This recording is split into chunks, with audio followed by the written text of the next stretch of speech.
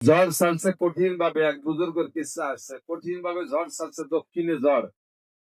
তো দক্ষিণে ঝড় ছাড়ছে এত বেগে যে পিসাবের বাড়ি দালান কোটা না, সাধারণ একটা ঘর, টিনের ঘর বা খড়ের ঘর, বাঁশের খুঁটি। দক্ষিণে ঝড়ে পড়ে পড়ে ভাব। তো দোয়া শুরু যা ছিল সব পড়িয়ে ফেলাইছে, কিন্তু ঝড় কমে না। ঘর পড়ে পড়ে অবস্থা। এর মধ্যে পিসাবের বউ বলতেছে, তুমি এখন দোয়া শুরু যা ভরছে ভরছে ওটুক আমার দায়িত্ব দিয়ে তুমি বাইরে যে বাইরে পেলা বাতাও। পেলা না বাতালি আমার দোয়াই থাকতেছে না। তো পেশাব বাইরে বেরোইয়া ঘরে পেলা বাঁধাবে, কোনদিন বাঁধাবে? দক্ষিণে ঝড়, উত্তর পাশে বাঁধাবে না। তো পেশাব যাইয়া ওই ঝড় যেদিকে পেলা হয় সেদিকে বাঁধাই। তো বুড়ি কয়, হাসে আর কয়, তুমি পীর হয়ে কি আরই বলো দিক গেছে। ঝড় যেদিকে পেলা হয় সেদিকে, উল্টো দিক বাঁধাবে না। তো পেশাব বলতেছে, আরে বলো, আল্লাহ যদি সিদ্ধান্ত নেয় যে আমার ঘর ফেলাবেই, তাহলে আমি লোহা খুঁটিতে ফেলা বাতালিকে ঠেকাতে পারবো?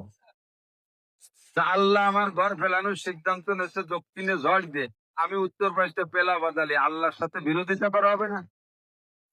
তা আল্লাহর সাথে বিরোধিতা করে কেউ কোনোদিন কি পারছে? কাজে আমি বিরোধিতা বাদ দিয়ে আল্লাহ যা চাই আমিও সেদিকে পেলা বাতাই। তো বেলা বাঁধানোর সাথে সাথে এই একদিন আল্লাহর উপরে রাখার সাথে সাথে আল্লাহ তাআলা ঝড় বন্ধ করে দিল। আপনাদের রামতের বাজার কোন দিকে? বেশ আগে আমি তখন তারাল ফুকরো পড়ি। ফুকরো ছিল মকু মজুমদার। একেবারে আপনাদেরও মনে থাকতে পারে কেরকের ঘটনাটা বাস্তব। বিকেল বেলা আমি আর মকু মজুমদার দুইজনে রাংদের হাটে আসছি, ওখান থেকে মাদ্রাসার দিক যাচ্ছি। সে সময় ফাঁকা রাস্তা একটা হয় নাই, ওই পাশে কোন দিক দিয়ে যেন বিলির মধ্যে দিয়ে ফুকরো মাদ্রাসা বরাবর উঠতাম। তো মাঝখানে গেলে একটা শীষ, মেঘের একটা শীষ এভাবে নামলো। নামিয়ে ওখানে কয়েকটা বাড়ি ছিল একেবারে পাকাইয়া উড়াই নিয়ে গেছিল, মনে আছে নাকি?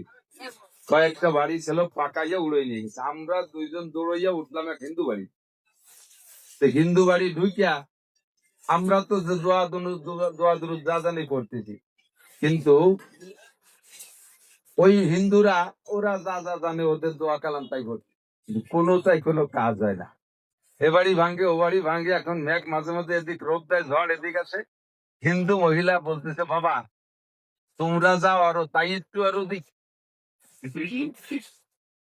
কি কয় যে মসজিদের দ্বারা যাওয়া যে কানে একটা কি কয় তাই একটু কও দিক।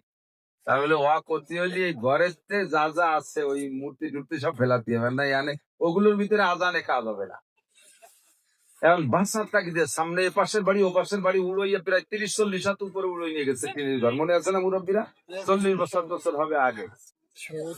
তো সেই সময় সব ঘর উড়ে নিয়ে যাচ্ছে, ওনাদের যার দিকে আসতে যায় সে সময় যা বলবো তাই মানতে রাজি। তো বললাম যে এগুলো ফেলাও। মহিলা ঘরের ভিতরে যা ছিল মূর্তি ঠ্যাং ধরে ধরে উঠোনে চালিয়ে ফেলেছে। ঘর যখন খালি হয়ে গেছে আমি দিলাম আজান। আজান দিলে আলহামদুলিল্লাহ 2-3 শব্দ বলতে বলতে জ্বর থেমে গেল। 2-3 শব্দ বলতে বলতে আল্লাহু আকবার, আশহাদু আল্লা ইলাহা ইল্লাল্লাহ, আশহাদু আন্না মুহাম্মাদার রাসূলুল্লাহ বলতে বলতেই জ্বর থেমে গেছে। তো উনি কয়, বাবা আসলেই তোমাকে এটাই সত্যি, কিন্তু ভাইজি উঠিয়ে প্রতিবেশীকে জ্বালায়। ইসলাম সত্য না মিথ্যা? আল্লাহ সত্য না মিথ্যা?